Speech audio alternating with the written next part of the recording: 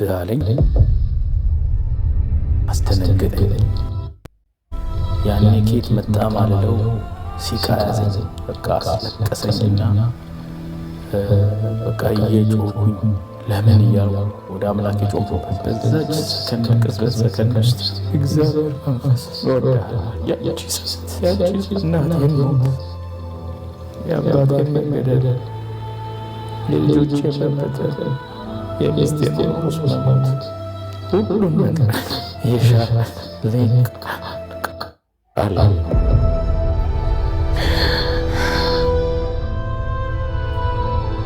በ50 ዓመቴ የናዝሬቱ ኢየሱስ ሚስቴን ገድዬ የነበርኩ ሰውዬ፣ ቤተሰብ በትኜ የነበርኩ ሰውዬ ኢየሱስ በ50 ዓመቴ በበርዝዴ አጠመቀኝ። ከዛ ሁሉ ጣጣ ከዛ ሁሉ ፈንቅሎ አወጣ። ኃይሉን የራሱ አረገኝ። እንደገና አቆመኝ።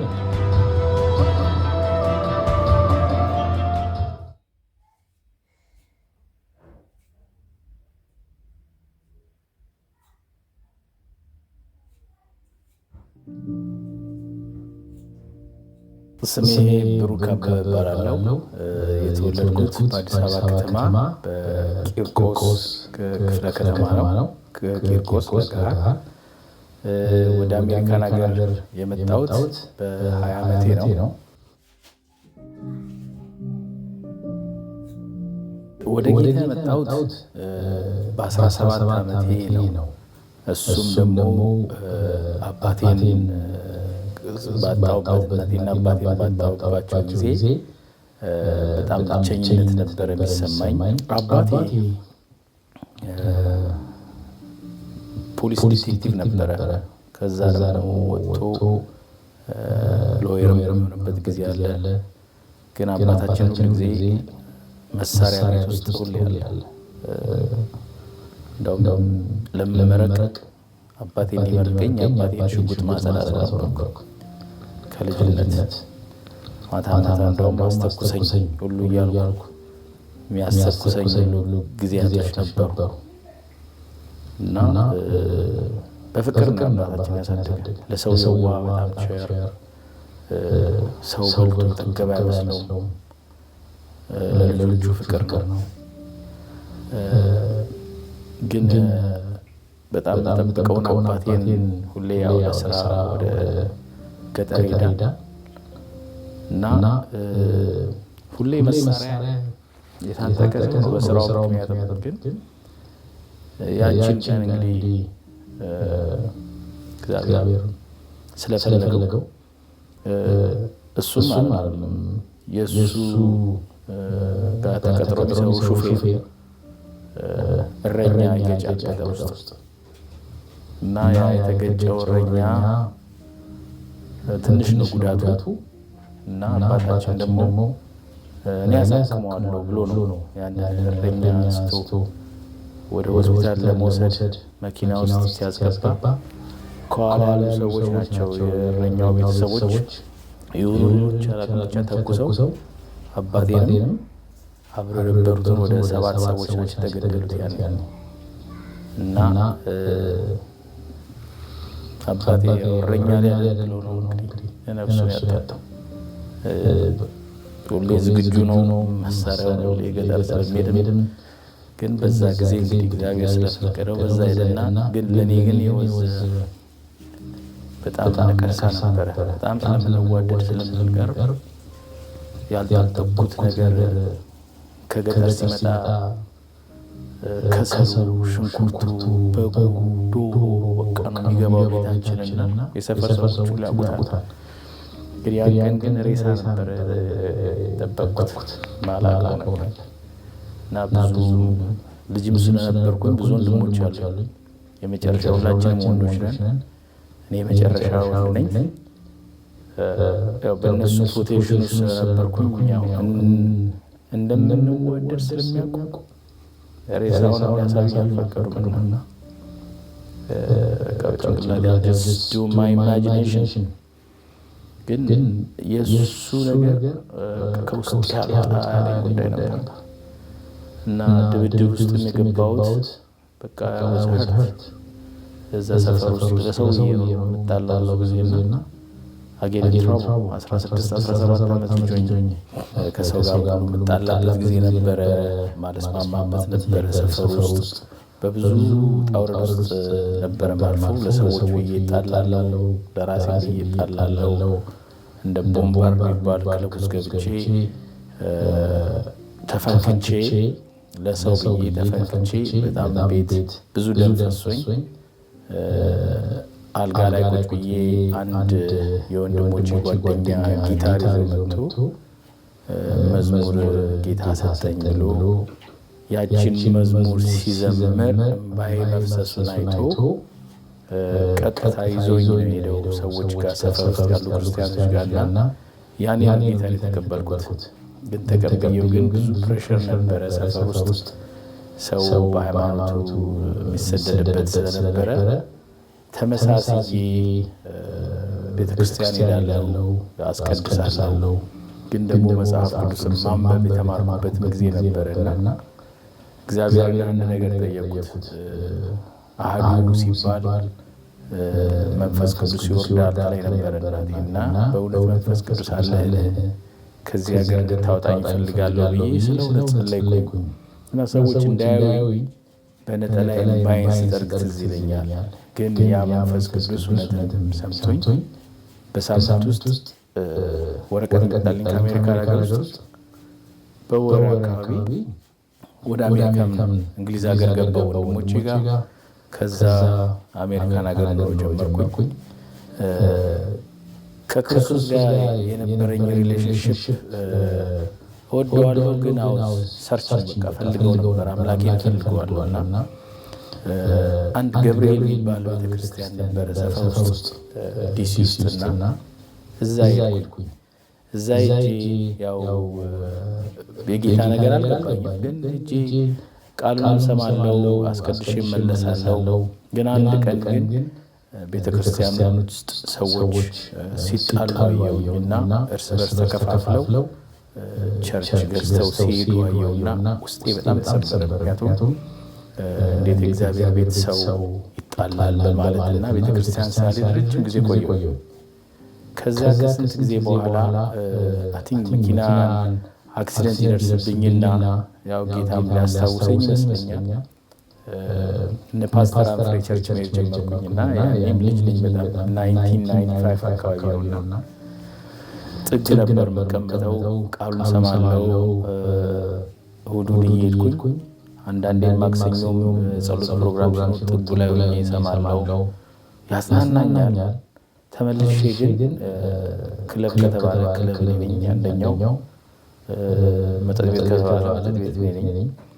ግን ተመልሼ እንደገና ፍራይዴውን እወጣለሁ፣ ሰንዴውን ግን ቤተክርስቲያን ነኝና በዚህ ላይፍ ልምምድ ውስጥ ነበርኩኝ ረጅም ጊዜ ኖርኩትና ባለቤቴን ልክ በ2000 አካባቢ 2001 9/11 አውሮፕላኖቹ የኒውዮርክን ቢልዲንግ ሲመቱ ከዛ በፊት ዴት እናደርግ ነበረ። እሷ አየር መንገድ ነበረ የምትሰራው፣ ትመላለስ ነበረ።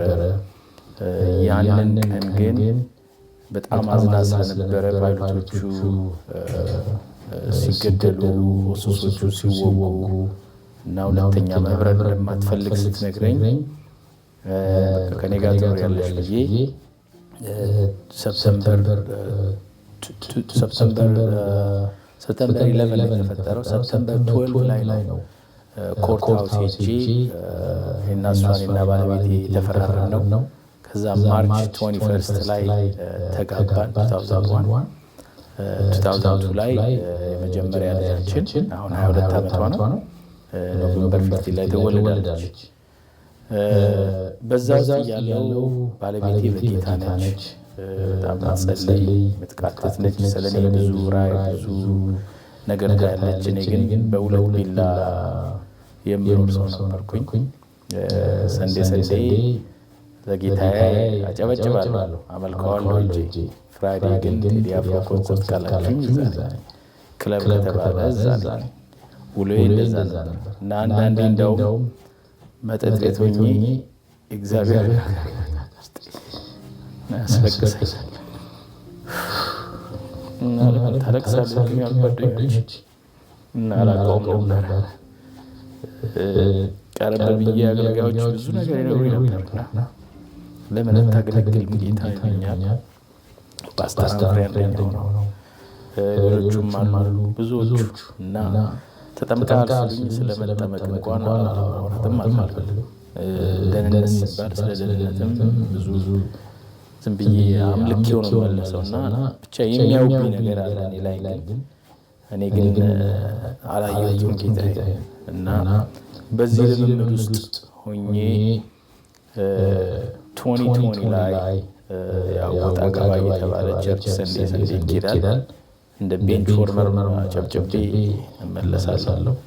ፍራይዴና ሌላ ነገር ግን እኔና ጌታ ነው የምናውቀው። በዛ ውስጥ ያለው ብዙ ወርኒንግ መጥቶልኝ ነበረ በሚስቴም ኢቨን በልጄም ግን አልሰማሁትም ይሄን ድምፅ። 2020 ላይ ኮቪድ በተዘጋበት ጊዜ ላይ ፍርሃት በበዛበት ጊዜ ላይ እናቴን የገደላት ካንሰር እኔ ላይ ወጣ እና ልክ በበርዝዴ ዶክተር የነገረኝ ካንሰር አለብህ አለኝ። አስደነገጠኝ። ከዛ እንደገና መልሼ እግዚአብሔርን የሙጥኝ ማለት ጀመርኩኝ። በኦንላይን ላይ መከታተል ጀመርኩኝ። አንዳንድ ትምህርቶች እንደውም ቄስ በርበርን የሚያስተምረኝ ነበረ። አብሬው ማር ነበረ፣ ግን ለማንም አልተናገርኩም በካንሰር ውስጥ እንዳለው። ከዛ ሰርጀሪን አረኩኝ። ሰርጀሪን ካረኩ በኋላ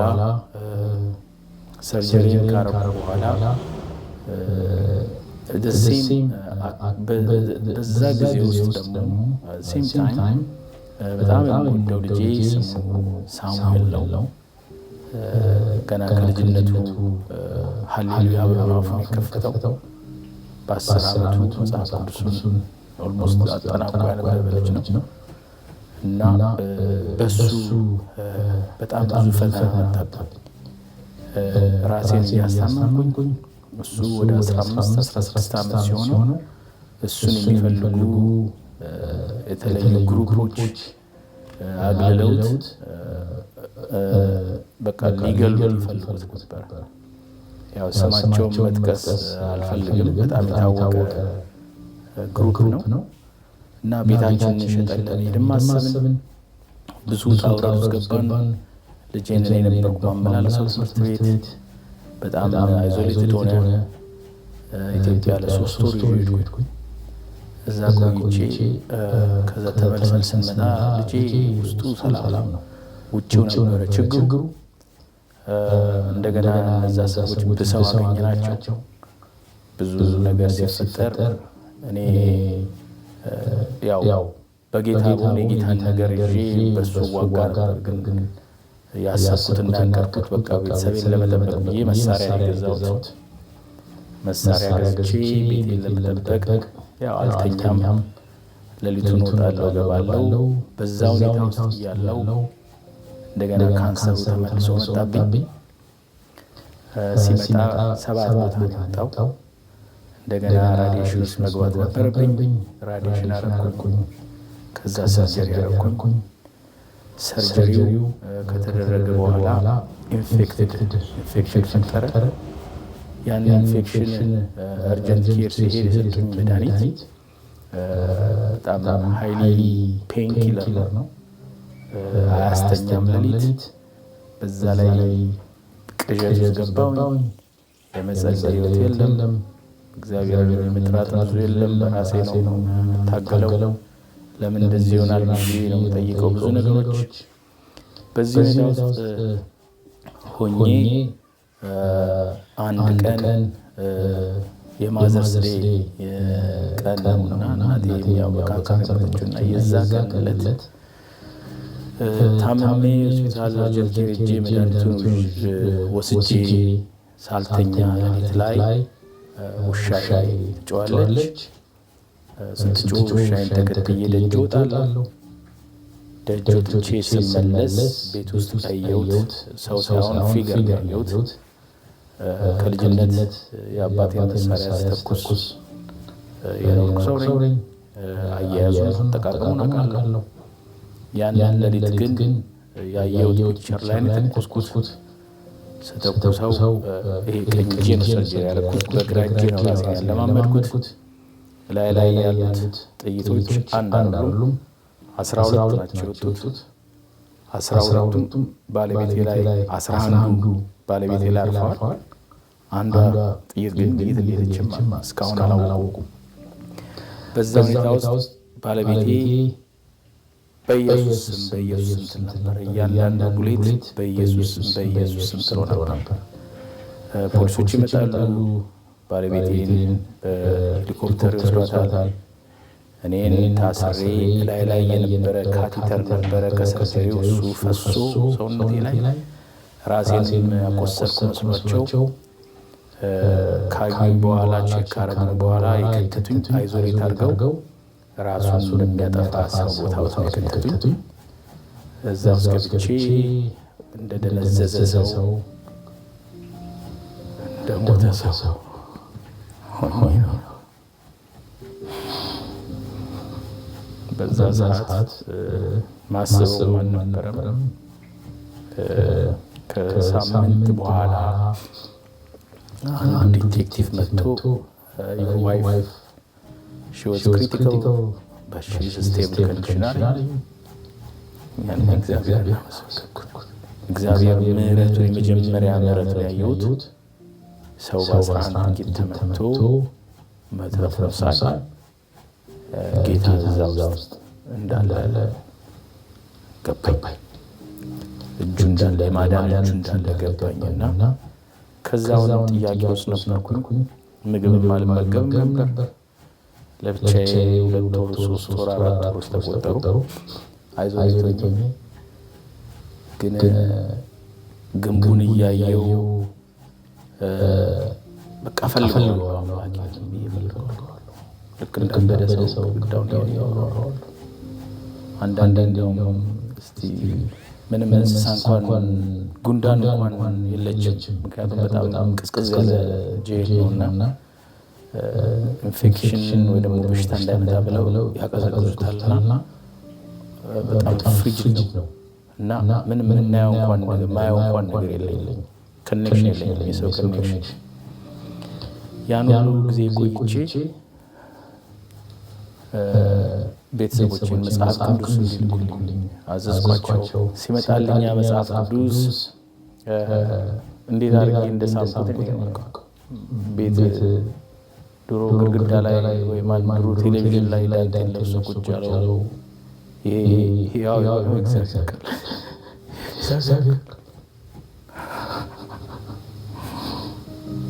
ከውስጡ መድኃኒት አለ። እሱን ሊጠቀም ጀመርኩ። ሳነበው የቆሳሰረው ውስጤን ማንነቴን ያስተምረኝ ጀመር። ጌታ ይርዳኝ። በፊት መጽሐፍ ቅዱስ እንቅልፍ መተኛት ነበር።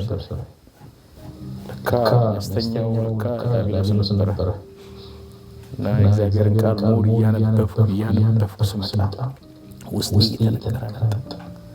በተለይ መዝሙር ዳዊትን ከ1 እስከ 50 እስከ 150 ያለውን እህል ሆነ ለራሴ እና እያጠነከረኝ ሲመጣ በ6ኛው ወር ላይ አንድ እስረኛ መጣ በሌሊት እና እቺ ያረኳት መስቀል ከሌላ እስረኛ በቀዳዳ ውስጥ የተወረወረች ልጅ እና እችን ግድግዳ ላይ አድርጊያት ነበር እና ይህ እስረኛ ይመጣና ክርስቲያን መሆኔን አይቶ ክርስቲያን አለኝ። ስፓኒሽኛ የሚናገረው እንግሊዝኛ አይችልም። የሳልኩት ሪሊፍ የሰጠው ክርስቲያን በመሆኔ እንደማልጣላው እንደማልደባደብ ያውቃል። ብዙ ጊዜ አንድ ኢሜት ለረጅም ጊዜ ሆኖ ሌላ ኢሜት ሲገባ የዛ እስረኛ አእምሮ ስታተሱ ስለማይታወቅ ወይ ሊወጋጉ ይችላሉ፣ ሊገዳደሉ ይችላሉ። ግን የሰውየው እችን መስቀል ማየቱ ለሱ ረፍት ነው እና እኔም እሱ ክርስቲያን መሆኑን ሳውቅ ውስጤን ረፍት ተሰማኝ። እና እኔ እንደለመድኩት አልጋዬ ላይ ሆኜ ትንሹ አልጋ ላይ ሆኜ እንደዚህ መጽሐፍ ቅዱስን እያነበብኩ በዛው እንቅልፍ ይዞኝ ይሄዳል። እያነበብኩት ደስ ብሎኝ ነው። እሱ ሌሊት ላይ በዛች ሌሊት በገባበት ሌሊት በቁጣ ሆኖ በስፓኒሽኛ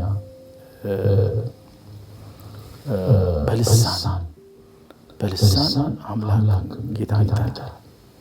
እና አስተርጉሜ ነው ጠይቄያቸው ሌሎቹን የሚለው ስፒሪቱ ሳንቶስ ይላል፣ መንፈስ ቅዱስ ነው የሚጠራው። ከዛ ፓድሬ እና ኢየሱስ ይላል። እየተንሰቀሰቀ በሌሊት ያለቅሳል። ጠዋት ላይ መነጋጊያው ላይ አንኳኩተው ኦፊሰሮቹ ይዘው ወጡ። ራሴን ታዘብኩት። እስከ ዛሬ እንደዚህ የሰው እግዚአብሔር ፍቅር በእስረኛ ላይ ተንበርክኮ በሌሊት ሲጸልይ መንፈሳዊ ቅናት ውስጥ የገባ አምላካዊ ሁኔታ አለ አልኩት። እሱ የነካው እንዴት አይነካኝም ብዬ ማሰላሰል ጀመርኩ እና ለ2 ወር ያህል ከዛ በኋላ ለብቻዬ ነበርኩ። ከዛ አንድ ቀን አንበረከተኝም ጉዳይ ኮርት ሄጄ ዳኛው ቦንድ ስጠይቅ ሲከለክሉኝ፣ መከልከል ብቻ ሳይሆን ያየሁት የተደረገውን ነገር በቪዲዮ የፖሊስ ኮሊንጉ የ911 ሲደወል ኦፊሰሮቹ በቃ ውስጤ ታሞ ነው ወደ እስረኛው ክፍል የገባሁት ከኮርቱ። እዛ ውስጥ ሆኜ ተንሰቅስቄ ያለቀስኩና ተንበረከኩ። ስንበረከክ እግዚአብሔር መንፈስ አጽናናኝ። ያችን ቀን አበረታኝ አለው አለኝ ውስጤ። ግን ከዛ ተነቃቃው። ራሴን ሁሉ በጨርቅ አስሬው ነበረ። በጣም አወስራት። ከዛ ትንሽ ቆይቼ ከነበርኩበት ሴግሪጌሽን ጥሩ ጸባይ አለ ብለውኝ ወደ ጀነራል ፐብሊክ ወሰዱኝ። ወደ ጀነራል ፐብሊክ ሲሄድ ብዙ እስረኞች አሉ እዛ ውስጥ። እኔ ከጌታ ጋር ከእግዚአብሔር ጋር ከመድኃኒዓለም ጋር ያሳለፍኩት ጊዜ ሌላ ነገር እንዲወስድብኝ አልፈለኩም። ሌሎቹ ካርታ ይጫወታሉ፣ ቴሌቪዥን ያያሉ፣ ይሰዳደባሉ፣ ሙዚቃ ይጽፋሉ፣ ይከራከራሉ። እኔ ግን በሬን እየዘጋው ነው ለብቻዬ መጽሐፍ ቅዱሴን ከጌታ ጋር ማሳለፍ። አንድ ቀን ሁሉ ተዘጋግቶብኝ ቤተሰቦችም አልጠይቁኝም። ሌላ እንደገና ክስ አመጡና ማንም ጋር እንዳትደውል እንዳታናግር ተብዬ ሁሉ ነገር ተዘጋጋብኝ። ያኔ ኬት መጣ ማለለው ሲቃ ያዘኝ። በቃ አስለቀሰኝና በቃ እየጮህኩኝ ለምን እያልኩ ወደ አምላክ የጮህኩበት በዛች ቅጽበት ሰከንድ ውስጥ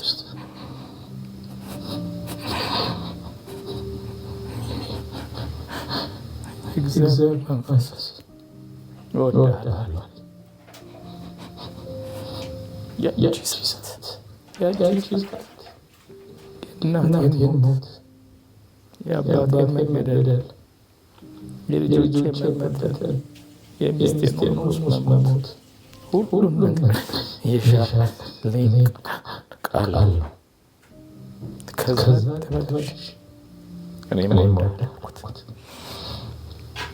አንድ አረም ያልኩት ቆጠርኳቸው። የዕድሜ ቀናቶች ቆጠርኳቸው። እያንዳንዱ ከጥበብ ጀምሮ እወድሃለሁ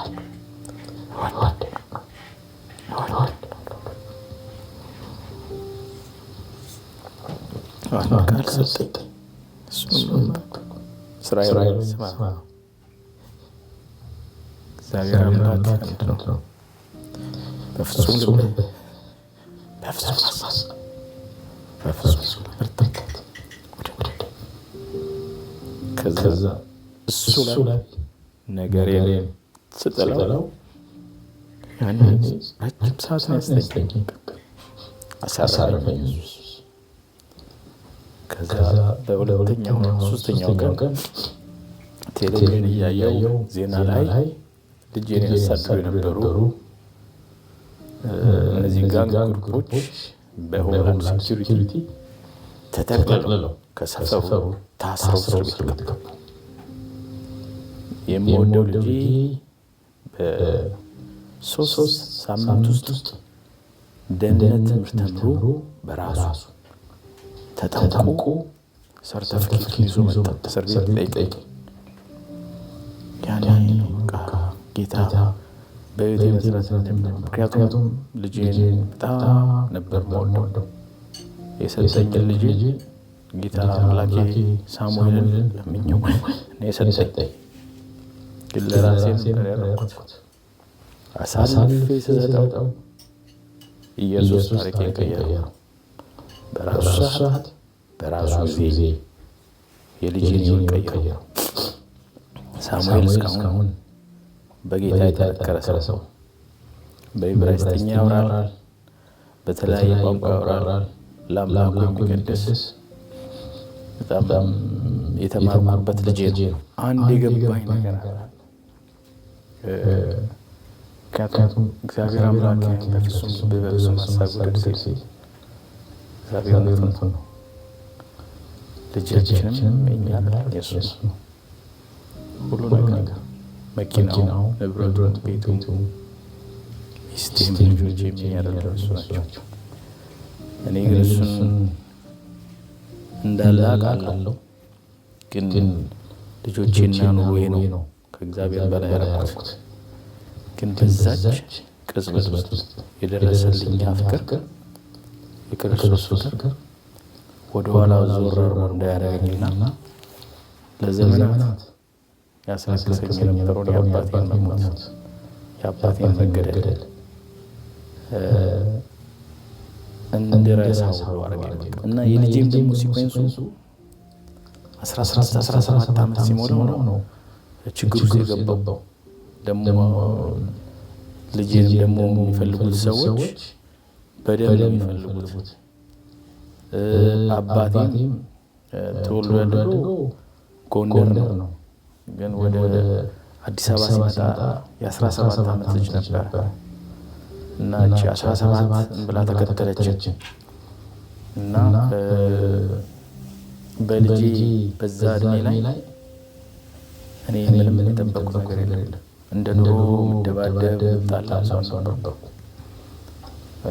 ኦንሊቲንግ ያደረኩት መሳሪያ እንኳን የተገዛው ቤት የገባው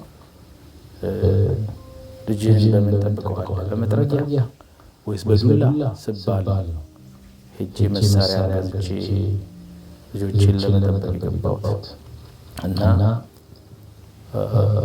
በዛ ሁኔታ ውስጥ ሆኜ ግን ያው ጌታ መጨረሻ ላይ ሁሉን ነገር ቀያየው። አሁን ዞር ብዬ ሳየው በደንብ እንደምፈለግ አይነት ሰው ነው መሰለኝ። በቃ የሆነ የደም ነገር እንዳለ እና የማላውቀው ነገር ነው ለራሴ። እና ባለቤቴ በጣም የምንዋደድ ሰዎች ነን። አንድ ቀን እንኳን በዚህ ኃይለ ቃል ተናግሬያት አላውቅም። ከመሳቅና ከመቀለድ ከመጫወት ሌላ ምንም ነገር የለንም። ግን ዮሐንስ ምዕራፍ 10 ላይ ሌባው ሊሰርቅ ሊገድል ይመጣል፣ እኔ ግን ሕይወት ሊሆንላችሁ መጣሁ። የኢየሱስ ነገር ነው ትዝ ያለኝ። ምክንያቱም ሰላም ያለበት ቤት ውስጥ በር ከፍቼ ያስገባሁት እኔ ነኝ። ምክንያቱም ሪሌሽንሽፕ የለኝም ከኢየሱስ ጋር። ይሄ ኢየሱስ ይፈልገኝ ነበረ ከድሮ፣ እኔ ግን እየሸሸሁት ነበር። ግን እዛ ውስጥ ሆኜ ያቺ የእሱ ፍቅር የእሱ መውደድ ላይፌን ቀያያችሁ ገለባበጠችው እና ልጄን ሰላም ሆነ። ባለቤቴም ከ2-3 ሳምንት በኋላ ከዛ ሁሉ ነገር አንዲት ጥይት እንኳን አካሏን ሳያጎድል ጅማቷን ሳይነካ አንዲት ነገር ሳይጎድል ጤነኛ ሆና ወደ ቤቷ ገባች። ከዛም አላቆመችም። ጠያቂ እሷ ነበረች። ኮርቱ ራሱ ከልክሎ እንዳደርስባት ተብዬ ጠያቂ ሚስቴ ነበረች። እጇ ላይ ካስካርጋው ስትመጣ ስጠይቀኝ እና እግዚአብሔር ምሕረት አልጋ ላይ ሰጠችኝ። ሰዎች እኔ ጨንቆኝ ህይወት አጥፍቻለሁ ብዬ ራሴን የደበደብኩ ነበርኩ። ግን ምህረት ከእሷ የተቀበልኩ ጭራሽ ለእኔ የምትጸልይ አይዞ የምትለኝ ትልቅ ሴት ነች እና የምህረትን ጥግ በእሷ አሳየኝ። እግዚአብሔር አንድ ቃል ገባሁት። መጀመሪያ የያዝኳት ሎየር ፐብሊክ ዲፌንደንት ነች እና ብዙ ጊዜ ፐብሊክ ዲፌንደንት ማለት ብዙ አይከራከሩም፣ ብር ስለማይከፈላቸው የነፃ ስለሆኑ ግድ የላቸውም ይባላል። ብዙ ጊዜ ፐብሊክ ዲፌንደንት የያዘ ሰው እስረኛ በቃ ያለቀለት ነው፣ የተፈረደበት አይነት ነው። ብዙ ጊዜ ያው ብር ያለው ሰው ይወጣል፣ ጥሩ ሎየር ከተገኘ በጥሩ ሎየር ይወጣል ይባላል። እኔ ግን በዛ ጊዜ ብዙ ነገር አሳኩኝ። ሰዎችን ብዙ ይሉኝ ነበር፣ ቤትህን ትሸጥ፣ የቤትህን ኢኩቲ ብታወጣ።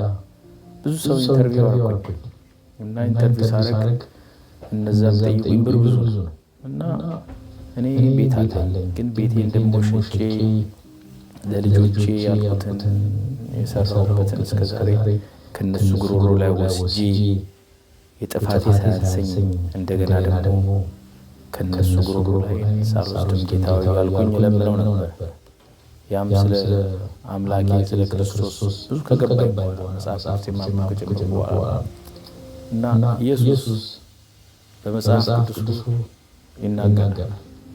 ሰው አንዳንዴ እግዚአብሔር ተናገረ ሲል እንዴት አድርጎ ተናገረ ነበር እኔ ራሴ ለካ በቃሉ የሚናገረው እና አንድ ቀን በጣም ግራ ገብቶኝ ወይ ቤቱን ኢኩቲውን ላውጣ እያልኩኝ ወይ እንደዚህ እያልኩኝ ከራሴ ጋር ሳምንታ አንድ ቃል መጣ። እግዚአብሔር ቃል በኩለ ሌሊት ላይ መጣልኝ። እንደዚህ ይላል ቃሉ የመዝሙር 146 ላይ ያለው እና እኩለ ሌሊት ላይ ቁጭ ብዬ እያሰብኩኝ ስለ ሎሌዎቹ ቤቴን ሸጬ ኢኩቲ አውጥቼ እያልኩኝ በምልበት ሰዓት መጽሐፍ ቅዱስ እየገለጥኩ ራንድም ሊገልጥና ጌታ ሆይ ብዬ ጣቴ እንዲያርግና አንዳንዴ ተናገረኝ ብለዋለሁ እና ገልጬ ሳይ ይሄ ቃል ነው ቀላይ የመጣውና አስደነገጠኝ። እንዲህ ይላል መዝሙር 146 ማዳን በማይችሉ በሰው ልጆችና አለቆች አትተማመኑ፣ ነፍሱም ትወጣለች ወደ መሬት ይመለሳል፣ ያን ጊዜ ምክሩ ሁሉ ይጠፋል። ቁጥር 5 ላይ ይላል ያዕቆብ አምላክ ረዳቱ የሆነ ተስፋውም በአምላኩ እግዚአብሔር የሆነ ሰው ምስጉን ነው። እርሱም ሰማይና ምድርን ባህርን በእርሱም ያለውን ሁሉ የፈጠረ እውነትን ለዘላለም የሚጠብቅ ለተወደዱት የሚፈርድ ለተጠሙ ምግብን የሚሰጥ እግዚአብሔር የታሰሩትን ይፈታል ሲለኝ ያኔ ጮክ ብዬ እንደ ልታም እንደ ጩኸት ጮህ ኦፊሰሩ ሰውየውን ቢቋየት አለኝ። ስቄ በነጋታው እነዛን ብዙ ብር የጠየቁኝ ሰዎች ቴንክ ዩ ቬሪ ማች ብዬ አሰናብቼ ያቺ ብዙ ታስፈርድባለች የተባለችዋን ጠበቃ ያስኳት። እሷን ይዤ ፕሊዲላለው ይብላታለው። ያው እነሱ የሚያል ይፈርዱባል፣ እንደዚህ ያደርጋሉ። እኔ እንዲፈርዱብኝ የፈለጉት እያንዳንዷን ጥይት ቆጥረው ላይፍ ነው ከ40 እስከ ላይፍ የተባልኩት። ኢቨን እንኳን 10 ዓመት እንኳን በለመናቸው እምቢ የተባልኩበት ነው ሎየሮቹ። ነገሮቹ ከሄዱ በኋላ እኔም ደግሞ ለኢየሱስ ሰረንደር ካረኩለት በኋላ ምናልባት አንዴ ጌታ ያልኩት እንኳን አገኘሁ ብቻ በዛም ዘመን እንኳን አገኘሁ። እኔ 40 ዓመትም እንደ ሙሴ ከፈለክ 90 ዓመት የምኖርበት ዘመን ሁሉ እስር ቤት ብበሰብስ ምንም ኬር የለኝም። ከእንግዲህ ወዲያ አንተ የፈቀድከውን በሌላ አድርግ፣ ካወጣሁኝ ለአንተ ጥቅም አድርግ ብዬ ከእሱ ጋር ተማምኜ ከአምላኬ ጋር ከኢየሱሴ ጋር ይህንን ዘግቼ የኮርቱ ቀን መጣና ሄድኩ። ምን ትለኛለች? ፕሊዲንግ ሊሰጡ አልቻሉም። እና ምንድነው ትራያል ትሄዳለህ ወይ አሉኝ። እኔ ትራያል ማለት እንደገና በጥይት የተመታቸውን ሚስቴን ቤት ውስጥ የደነገጡትን ልጆች አምጥቼ እንደገና በኮርት ውስጥ በክስ ውስጥ እንደገና ተቀምጬ እነሱን አሳምሜ ራሴን ልታመም አይሆንም። እኔ አምጌልቲ ነኝ አልኳት እና ይህን ስላት ደነገጠች። ከዛ ሄዳ ለፕሮሴሰሮቹ ለከሳሾቹ የተነገረ ከዛ ደግሞ ለዳኛውም ከዛ የፍርድ ቀን ደረሰ። ብዙ ጊዜ ሰው የሚለው እነሱ ልጆች መጥተው ትራያል ላይ ብትሄድ ወይ ደግሞ ባለቤት መታ እንደዚህ ብትልልህ ነገሩ ይቀልልሃል፣ በዚህ ነው። ግን ትራያል ላይ መግባት ማለት የተደረገውን ነገር እያንዳንዷን ነገር የተተኮሰችውን ጥይት የናይኗን ኮሉን እያንዳንዱን ነገር መልሰው የሚያሰሙበት ጊዜ ነው ትራያል ማለት። ቁጭ ብዬ እንደገና ወደ ኋላ ተመልሼ በዛ ላይ ውስጥ እንደገና ማሰብ እንኳን የሚከብድበት በቃ ከባድ ነው።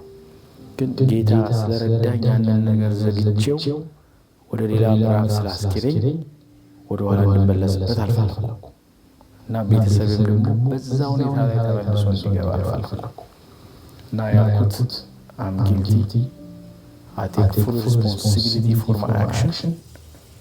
ሌላ የተፈጠረ ነገር የለም ብዬ ነው ታሪኬን የነገርኩትና በዛ ውስጥ ስናገር ዳኛው ይጽፋል፣ ፕሮሲኪውተሮቹ ይጽፋሉ።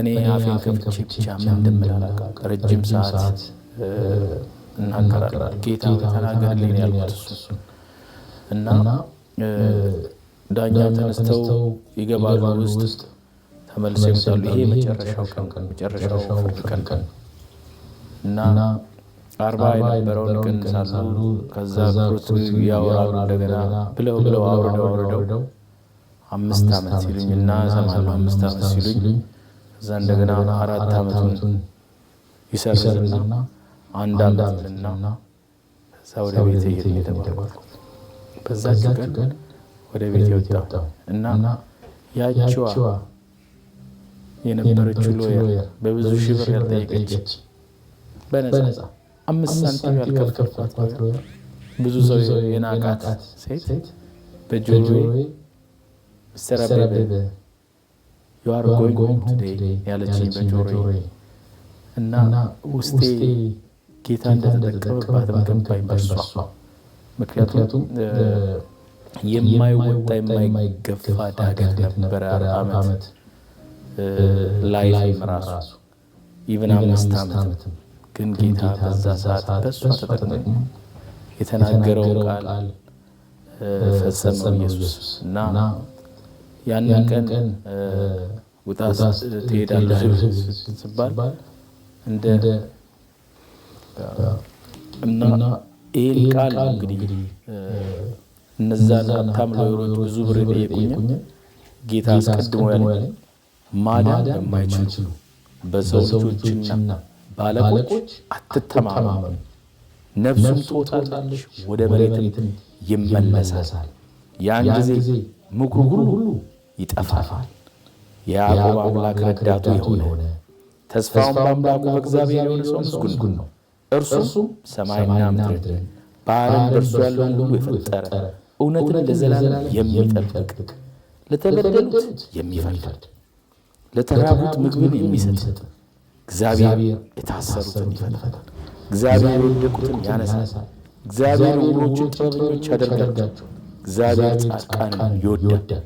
እግዚአብሔር ስደተኞችን ይጠብቃል። ድሀ አደጎቹን ባልቴቶቹን ይቀበላል።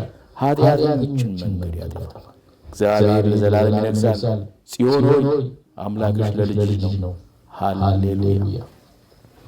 እና ይሄ ቃል completely changed me። ግን አመንኩት፣ ያኔ ሲለኝ አመንኩት እና በእሷ ይህንን ቃል ስሰማ ገረመኝ እና እግዚአብሔር ይመስገን ቤቴም ከመሸጥ ኢኩዊቲም ወጥቶ ለሎየርም ከመገፍገፍ ጌታ ዳነኝ። ከዛ ግን አንድ ጌታን ቃል የገባው ነገር ምን አልኩት? አምላኬ ሆይ እስከዛሬ እንድትወደኝ እንደምትፈልገኝ አውቃለሁ፣ ግን እኔ አንተ እንደፈለግከኝ አልሆንኩም። በቃ አናኗሬ አካሄዴ ልክ አልነበረምና እንደወጣው ምናልኩኝ ከእንግዲህ እንደወጣው ደህንነት እማራለሁ ኢየሱስዬ እማራለሁ። ከዛ ተምሬ ደግሞ እጣመቃለሁ።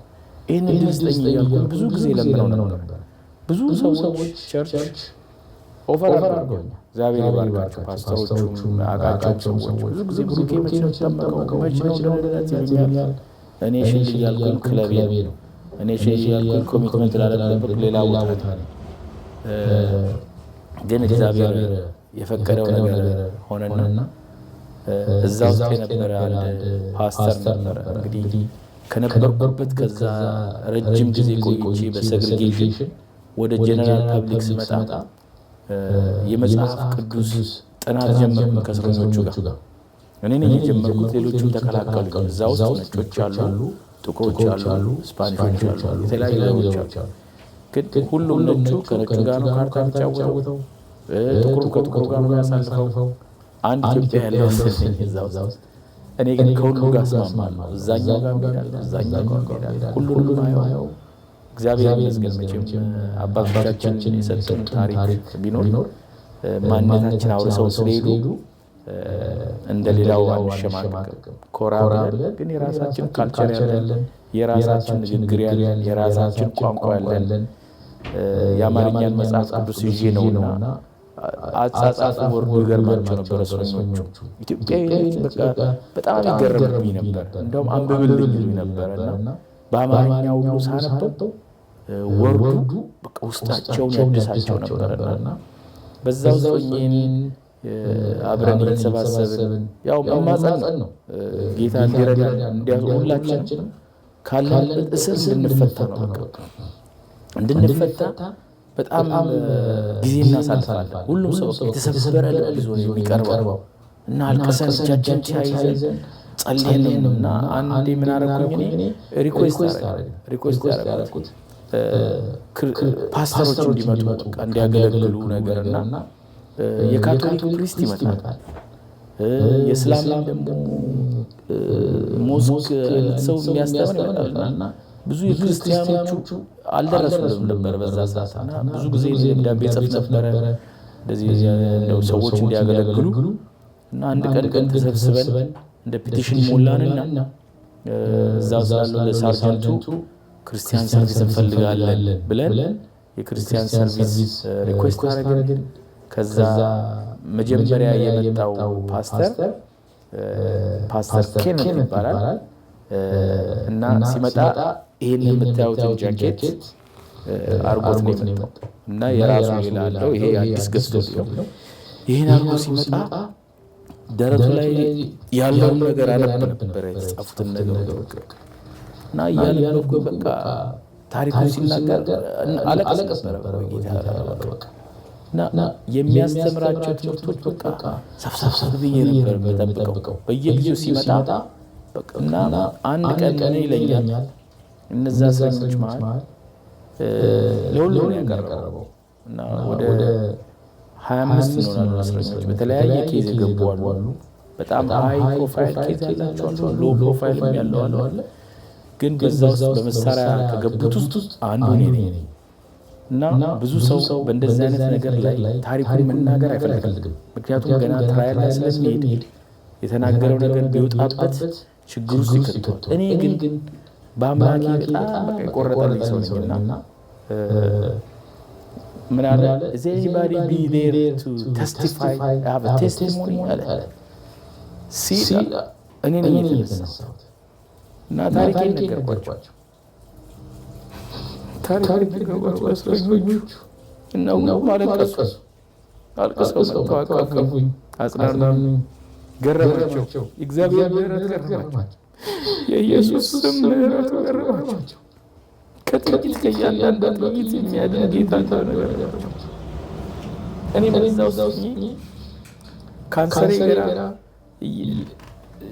ሊገለኝ የነበረበት ሰዓት ላይ የእስረኞቹ ነርሶች በቃ እያከሙኝ እየወሰዱ እያከሙኝ ልጄና እንደዚህ በካቴና ተይዤ በ4 ወታደሮች ተይዤ ካንሰር ስፔሻሊስት ፌርፋክስ ይዘውኝ ይመጣሉ ይመላለሳሉ። ግን በውስጤ ኮቪድ የነበረበት ማስክ አድርጌ ማስበውና ማነበለው ኢየሱስ ነው። በቃ ማወራው ኢየሱስ አንድ ቀን አውርታይለዋለሁ። በቃ ይህን ሰንሰለት ፈታልኝ ጌታ በነፃ ማመልክ ቀጥቼ ነው እለዋለሁ።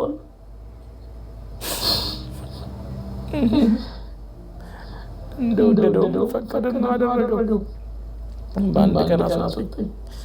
ኢየሱስ ታማኝ እና ይህንን ጃኬት እያየሁት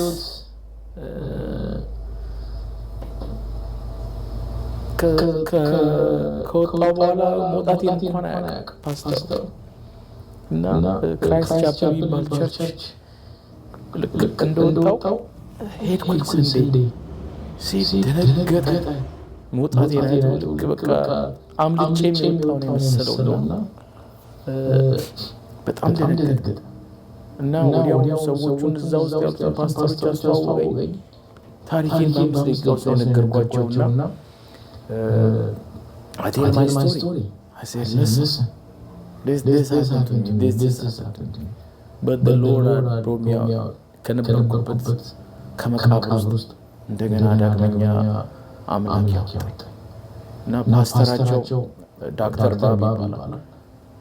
well I want you ትምህርት ጀምራለሁ እነሱ ጋር ሄደን ጀመርኩ። እሱን ጨረስኩኝ። ከዛ በኋላ እንደገና ሌላ የሚሰጥ ደግሞ ትምህርት ነበረ። እሱም ተማርኩኝ። በቃ ደስ ብሎኝ ዴዲኬትድ ሆኜ በዛ ሰዓት ቤቴ መሄድ አልቻልኩም። የምኖረው ሆቴል ውስጥ ነበር። ቤቴ መሄድ አልቻልኩም። ሆቴል ከአንድ ሆቴል ወደ አንድ ሆቴል እየሄድኩ ነው የምኖረው። ግን ውስጤ በቃ ከጌታ ጋር በየቀኑ እና አንዴ እንደዚህ ሆነ። እዛ ሆኜ እስር ቤት ሆኜ ገና ሳልወጣ ህልም አየሁ እና ያየሁት ብዙ ጊዜ ህልምም ቅዠቶችም አሉ ሰው የሚያያቸው። እስር ቤት ማለት በቃ እንደ ሰው በጋንም የሚጮህበትም አለ። በቃ እንደ ሲኦል ሌሊቱን ሙሉ ሲያጓራ የሚውል እስረኛ አለ። በቃ መንፈሱ እንዳለ የታወቀ ነው የዲያብሎስ እና በእግዚአብሔር ቢሆን ሺልድ ነው። እንደ ከለላ ነው። ጸልዬ ስለተኛ አልፈራም። ጸልዬ ስለማደር ጥሩ እንቅልፍ ተኝቼ አድራለሁ። አንድ ቀን ግን በጣም ተኝቼ ህልም አየሁ እና ህልሙም የእስር ቤቱ ጣራ ብትን ብሎ ተበርግዶ ፀሐይ ያበራለች። እንደዚህ ላይ ጣራ ያበራለች እና በቃ እውነት እስኪመስለኝ ስነቃ ፀሐይ አለች። ፀሐይ ራሱ አይሆንም አናውቅም። በፍሎር ላይ ያለ ነው። ግን ሰውነቴን አለሙኝ ፊቴን ታጠብኩኝ እና ይሄ ነገር ምንድን ነው ብዬ ፊቴን ታጥቤ በኋላ ነው የገባኝ። ልክ ከወጣሁ በኋላ ከእስር ቤት ስወጣ ያንን ቀን ወንድሜ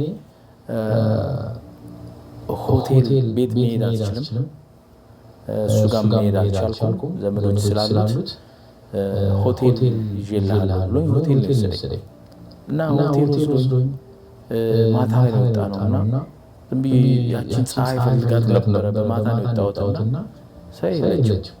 ግን እንደው ብዬ ሆቴል ገብተን እኔን አሳርፎኝ እሱ ሄደ ወደ ቤቱ።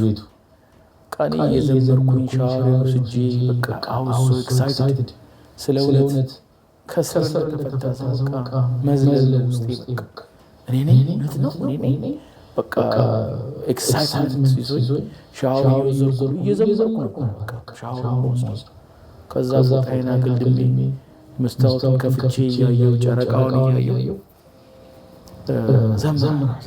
ዘምራ ላይ የያዘልኝ ሆቴል በቃ ላይ ጫፍ ላይ የያዘልኝና ደክሞኝ ቅድም ሲሉ በቃ ስዘምር ደክሞኝ አልጋው ውስጥ ሳልገባ ከውጭ ሆኜ ፎጣዬን እንዳገለደምኩ ነው የተኛሁት ተዘርሬ እና ጠዋት ላይ የነቃሁት ያቺ ፀሐይ እዛ ሩም ውስጥ ገብታ እላይ አበራለች። ደነገጥኩኝ። በቃ ራሴ እስክቆምቆተው ድረስ እኔ ማን ይሄ ምንድን የሆነው ሲደርስ በአንድ ቀን ቅጽበት ነው እንግዲህ ከዛ ከታች ከገሃነም ወጥቼ እላይ ፎቅ ላይ ወጥቶኝ ከዛ ደግሞ ፀሐይዋን ማየት እዛ ውስጥ ያየኋት ፀሐይ እዚህ ላይ ወጣብኝ። በቃ ስዘምር ጌታን ሳከብር በቃ ስደነቅ ዋልኩበት ያን ቀን አይረሳኝም። እና አንድ ቃል የገባሁለት ነገር ነበረ ለጌታና አንዱ ጌታ ያልኩ እድሉን ከሰጠኝና ከወጣሁኝ ስላንተ እናገራለሁ፣ ስላንተ መሰክራለሁ። ምንም ባውንደሪ የሚይዘኝ ነገር የለም። የነካ የረዳኝ ኢየሱስ ለዘላለም እናገርልሃለሁ፣ አላቆምም፣ እውልልሃለሁ። የደረስክልኝ አንተ ነህ፣ ክስክስ አንተ ነህ፣ ቤተሰቤን የፈወስክ አንተ ነህ፣ እኔን የፈወስክ አንተ ነህ፣ ባለቤቴን መልሰህ የሰጠህ አንተ ነህ። ጌታ ሆይ እናገርልሃለሁ ብዬ ቃል ገባሁለትና እንደወጣው ፌስቡክ ላይ ብዙ ሰዎች አይተው ነበርና ኢቭን ፋክስ ኒውስ ላይ ራሱ ታይቼ ነበር። ውድብርጅ እንደዚህ ሚስቱ እንደዚህ ያደረገ ተብለውና ብዙ ያዘኑ ክርስቲያኖች ነበሩና ግራም የገባቸው ምን ሆኖ ምን ነካው ምን አገኘው የተባለበት ነገር ነበር። ግን በቅጽበት ጌታ አውጥቶኝ እዛ ላይ ፌስቡክ ላይ ወጥቼ ዘመርኩ። ወጥመዱ ተሰበረ እኛማ መለጥን ጠፋትክን እኛም ለምን እያልኩ ዘመርኩ። እና እስላሞቹ ሳይቀር ክርስቲያን ሳይቀር ኦርቶዶክስ ጴንጤ ሁሉ የሚገርም አንተ እግዚአብሔር ነገር እውነትም እግዚአብሔር ሲሰራየን በአንተ ነውና በዛች ውስጥ ወደ 10,000 ሰው ሲሆን ሰው ኮመንት ሰጠኝና ጌታ በእኔ በደካማው ሰው ይህን ሁሉ ሰው ካመሰገነ እንዴት ትልቅ ነገር ነው አልኩኝ። ስለ እውነት ነውና እሱ አለ። ከዛ በኋላ ግን ከዛ በፊት ደግሞ እዛው አንድ ቃል የገባሁለት እጠመቃለሁ፣ ጌታ እጠመቃለሁ ከእንግዲህ አልወሰለትም አንድ ጊዜ ሆነ ቅጥላለሁ ግድልህን ብዬዋለሁና ሲያስወጣኝ ያንን ደህንነት ተምሬ እና ፓስተሩ ነው ይለኛል ብሮክ ዩሪ ቱክ የደህንነት ትምህርት ተምረሃል፣ ከዛ ደግሞ እንደ ደቀ መዝሙር እሱን ተማርኩኝ፣ ብዙ ነገር ተማርኩና እዛ መጨረሻ ላይ አር ዩ ሬዲ ቱ ጌት ባፕታይዝድ አብሶሉትሊ አልኩት። ሆን ዚ ባፕቲዝም ዴት አለና ቼክ አድርጎ ዌል ዊ ሃቭ አ ባፕቲዝም ዴት ኦን ሰንዴይ ፌብሩዋሪ 11 አለኝ። አቶሎ ፌብሩዋሪ 11 is my birthday አልኩትና በ50 ዓመቴ የናዝሬቱ ኢየሱስ የአባቴን መገደልና ማዘን የእናቴን በካንሰር መሞት ሚስቴን ገድዬ የነበርኩ ሰውዬ ቤተሰቤን በትኜ የነበርኩ ሰውዬ ኢየሱስ በ50 ዓመቴ በበርዝዴ አጠመቀኝ። ከዛ ሁሉ ጣጣ ከዛ ሁሉ ችግር ፈንቅሎ አወጣኝ። ኃይሉን አሳይ የራሱ አረገኝ።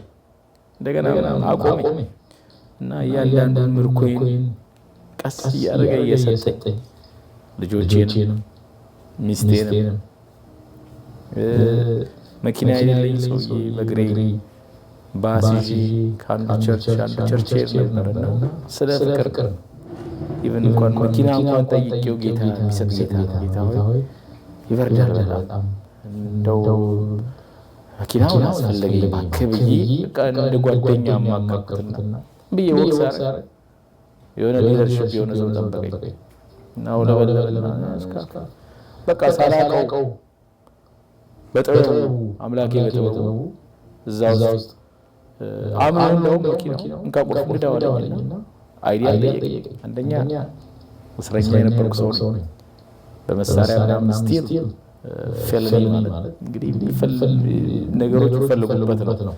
አንድ ነገር ካጠፋው መልሰው ለመወርወር ግን ቁልፍ ሰጥቶ አምኖኝ ሳያቀኝ ቀርቼን አስነድቼ እንደገና ቁልፉን ሰጥቶት አይ ሌላ መኪና ነው የምፈልገው ስለው አለምና እንደገና ሌላ መኪና ራሷን ፈልጋት ብቻ በጌታ ጥበብ የማላውቀውን ሰው አዘጋጅቶት ጭራሽ አይ ሰዎች ሊያጋዱልኝ ይችላሉ እንደዚህ ብዬ ማናጀሩ ያናገረው ማናጀሩ ዘሎ አቅፎኝ 2 ቁልፍ የመርሴዲስ ቁልፍ ነው ሰጠኝ እና ልክ እሱን በሰጠኝ በአራት ቀኑ ልጄን አታይም ተብዬ የተፈረደብኝ ሰው ነበርኩና ነገሩን ቀይረው ልጄን ፒክ ማድረግ ትችላለህ ተባልኩበት። ልጄን እየሄድኩ ፒክ ማድረግ ከዛ እሷ የገባሁበት ያን ችግሩን አላየችም። ናይስ መርሴዲስ አለች። አልኳት ኳተኝ በቢኤምደብሊው ብላክማን ወርኪንግ ባስ ሜትሮ ወርኪንግ ያልኳት እያሳኳት ኢየሱስ ታማኝ ነው እና መልሶ እንደገና የተወሰደብኝን ነገር ባለቤቴ ሳይቀር መልካሟን ሴት ሳይቀር እንደገና በእጄ ሲሰኝ ኢየሱስ ልጆቼ ሳይቀር እና በዚህ ውስጥ ምን ተረፈ በዚህ ሁሉ ባለፈበት በዚህ ሁሉ መከራ እግዚአብሔር ነገሮችን ለበጎ እንደሚለውጥ አወቅኩ። ሁሉ ነገር ያው ጣጣ ያው በቃ አለቀ የተባልኩ ሰው ነበርኩ እና እግዚአብሔር ታሪኬን ቀየረ። ግን አሁን የኔ ታሪክ በመውጣት ብቻ አላቆመም። ምክንያቱም እዛ ውስጥ ያሉ እስረኞች አሉ ብዙ እና ለእነሱ አመሰግናለሁ። በየጊዜው ደብዳቤ እጽፋለሁ፣ ይጽፉልኛል፣ አጽናናቸዋለሁ። ወደ እግዚአብሔር ያመጣኋቸው ሰዎች አሉ ብዙ። አንዱ እስረኛ እኔ ጋር ሲመጣ ነው እጁን ቆርጦ ነበር አርተሪውን ራሱ ሊገል ወደ 90 ዓመት ነበር የፈረዱበትና መልሰው አክመውት እኔ ጋር መጡት እና ሌሊቱን ሙሉ መተኛት አይችልም። ሲንሰፈሰፍ ነው የሚያድረው እና ውስጥ ያለው መንፈስ እኔ አልፌያለሁ በአምላኬ ረፍ ብያለሁ በአምላኬ። እሱ ግን ሌሊቱን ሙሉ ይንሰፈሰፍ ነበርና የጌታ መንፈስ ውስጥ ይነገረኝ እንድነግረው ስለእግዚአብሔር መጽሐፍ ቅዱስ ሰጥቶት ከዛ አስተማርኩት። ከዛ ጌታ ማስቀበልኩት። አሁን እሱ እስቲል 90 ዓመት የተፈረደበት ሰው ነው። በጣም ትልቅ ፖዚሽን የነበረው ሰው ነው በላይፍ በቃ ስብርብር ሆኖ የወደቀ ሰው ነው። ግን የጌታ መንፈስ አጽናንቶት በየጊዜው የሚጽፍልኝ ደብዳቤ እኔን ውጭ ያለሁትን ሰው ያጽናናኛል። ውስጥ ሆኖ እሱ እዛ እስር ቤት ውስጥ ጌታ ኢየሱስ ወርሶት እሱ ተጽናንቷል። እኔም እግዚአብሔር ይመስገን እዛ ውስጥ ሆኜ እንደሱ ነበርኩ፣ ለሰዎች መሰክር ነበር። እግዚአብሔር ከዚህ ከትንሽ ቁሳቁስ ነገር በላይ ነው። እሱ የማያልፍ አምላክ ነው። እኛ ግን አላፊዎች ነን። ለሁላችንም የሚያስብ አምላክ ነው ያለን። ለእያንዳንዳችን ኬር ያለው አምላክ ሁሉ በእጁ ነው እና ይህንን አሳስሮ ያን ያሳድነዋል። ይህኛውን በካንስ ብሎ ያን ያሳድነዋልና የእግዚአብሔር አሰራሩ ልክ እኛም አናውቀው። የእሱ ሀሳብና የእኛ ሀሳብ ፍጹም የተለየ። ሌላ ጊዜ ደግሞ እንደዚሁ አንድ ሌላ እስረኛ ቡዲስት ተከታይ ነው እና እዛ ውስጥ አበሻ አንድ ነኝ ኢትዮጵያዊ። እንግዲህ ይቅርታ አድርጉልኝ እኔ በመግባቴ። ነጮች አሉ፣ ጥቁሮች አሉ፣ የራሳቸውን ነገር ይዘው ይሄ ባንግላዴሻዊ ነውና ቡዲስት ነው እና እኔ በቃ ጓደኛ የሆነ ኢየሱስ ስለ እውነት ኢየሱስ በቃ ከዛ ውስጥ አወጣኝ ፈንቅሎ። በአበሻነቴ ሳይሆን የተለየሁት የኢየሱስን ነገር ያለው ሰው ጋር እቀርባለሁ። ያ ነገር ከሌለ ብዙ መስማትም አልፈልግም፣ ማበላሸትም አልፈልግም፣ ማየትም አልፈልግም። እነሱ የሚያዩትን ሾው እና ጂም ውስጥ ወክ አደርጋለሁ። ወክ እያደረኩ እለምነዋለሁ አምላኬ። በቃ መማፀኛ ጌታ ሆይ ያለዋለሁ ግድግዳዎቹን እያየሁት በመስታወቱ እያየሁት አወራዋለሁ ኢየሱስ ሳወራው አንድ ቀን ማንም ሰው የለም ሳይሰው የለም ጂም ውስጥ ያው ባስኬትቦል ምናምን የሚጫወቱበት ሰዓት ሲያቆም ጂሙን ለወቅ ነው ሰው የሚጠቀመው እና ሁሉም ቢዚ ናቸው። እኔ ግን መጽሐፍ ቅዱስ ይዤ ጂሙን ዞራለሁ እና መዝሙር መዘመር ጀመርኩ እና ትዝ ይለኛል ፓስተር አንፍሬ ቸርች ብዙ ጊዜ ሲዘመርና ብዙ ጥረት ነበር ልታጠፋ ከሕይወት መንገድ ላይ ልትነቅለኝ ስማ ጠላቴ ሆይ ተሳካልህ ሐሳብ ወደቀ ስራም ከሸፈ የይሁዳ አንበሳ አንተን አሸነፈ የናዝሬቱ ኢየሱስ አንተን አሸነፈ ስል ይሄ ቡዲስት ሰውዬ ኢየሱስ የሚለው ስም ሲያስተጋባ ይሰማል ጂም ውስጥ እና መጣና ጠበቀኝ እስክጨርስ። እኔም ደግሞ ሰው መሆኑን ሳቅ ድምፄን ቀዝቀዝ አደረኩት። መጣና አሪኮ ዙስ አለኝ። ዱስ ማለት የግሪክ አማልክት ነው። ኖ አም ኮሊንግ ጂሰስ አልኩት። ከዛ ስለ ኢየሱስ አውርቼው ስለ ጂሰስ አውርቼው ተለያየን። በሁለት ነው በሶስተኛው ቀን እስር ቤት ውስጥ ህልምና ቅዠት በቃ ደንበኛ የዲያብሎስ ስራ እንዳለበት የሚታወቀው ሌሊት ላይ የማይጮህ የማያቃዥ ሰው የለም እና አቃዥቶት ሌሊቱን መተኛት አቅቶት እኔ ጋር መጣ እያወጣ ሄይ listen I have this nightmare አለኝ እና what is nightmare ስለው I was swimming in this big ocean እና ከላይ የሆነ ኃይል ይመጣና ይደፍቀኛል ብዬ ሶት አንድ ቀን ይደፍቀኛል ስል ከዛ ሳኩና አለ ቡዳ አልኩት አለ ሰምሰማለ የለም አለ ቡዳ ከዛ ትዝ ሲለኝ አለ ትንጊ ቶሚ ኢየሱስ አለኝ ኢየሱስ ዙስ ሲለኝ ኢየሱስ ብዬዋለሁና አደጋግሜ ኢየሱስ ስለዋለ በደግ አደረገ ወጣና አሸዋው ላይ ወረወረኝ አልኩኛል። ይህን ተናግሬ ስለ ጌታ ተናግሮ ስለ ጌታ ብዙ ማውራት ጀመርን። ጓደኛ የሆነ ከብዙ ሰዎች ጋር አይገጥምም ቡዲስት ዮጋ የሚሰራ ሰው ነበርና ጌታ ሊቆርጥለት ሲል ግን አንድ ቀን ሆነ ሁልጊዜ እኔና እሱ የምንገኘው ሎካል ዜና ለማየት ነው። ሌሎቹ የካርዳሽን ሾው የምናምን ሾው በቃ የጥቁር የራብ ምናምን የተለያየ ነገር ነው የሚያዩት ቲቪ ላይ ለዜና እኔና እሱ እዛች ጋር እንሰማለን። ያም አንድ ወይዘሮን ለማየት ምን ተፈጠረ ከተማው ስለማለት ኢንፎርሜሽን ይኖራል እና ቁጭ ብለን እዛ ላይ ጌታ ሲፈታው ሰውዬ ዴሊላማ የሚባል የታወቀ የቲቤቲያን ሞንክ ካሊፎርኒያ ውስጥ የሚኖር እና የእሱ ተከታይ የዚህ የቡዲስቱ ተከታይ እና ዜና ላይ መጣ ብሬኪንግ ኒውስ ላይ እና ዴሊላማ ሕፃናቶቹን እንደዚህ አድርጎ ብሎ ተከሰሰ። እንግዲህ እንደ አምላክ የሚያዩት ይሄ ሰውዬ እንደዛ ሆነ መሆኑን አይቶ ይሄ እስረኛ አጠገቤ ነው በቃ ተናዶ የጮህ ብሎ ግን ጌታ ሲቆርጥለት ነው በቃ በዛ ሰው እንዳይመካ በቡዲስቱ እንዳይመካ ኢየሱስ ያድነው። እኔ ኢየሱስን ለውጥ ያየሁት እዛው ራሴ እና እንደውም በዛ ሰዓት ለባለቤቴ ደውዬ ነገርኳት። ይኸውልሽ አገግም አልኳት። ኢየሱስ የሚባለው ሰው እኮ እንደዚህ አድርጎ ሰውዬ አለች እና በአራተኛው ቀን አብረን ቁጭ ባለበት ዜና እያየን እንደውም እሱም ሌላ ብዙ ዓመት ይፈረድበት የተባለ ሰው በማይክሮፎን ስሙን የጠሩት ጠርተውት እቃውን ፓክ አድርገውና እቃውን ፓክ አድርጎ ሲሄድ እኔን አውቀው ነው መጀመሪያ እና እኔ ገና ፍርድ በጠብቅ ሰው ነኝ። ስልክ የለም ምን የራሴን ነገር አላውቅም። ግን ምን አልኩኝ? ጌታ የዚህ ሰውዬ ነፍስ አደራ ስለሆነ አደራ ያዘው እንዳትነካው እና ይሄ ስም የሚያድን ስም ነው።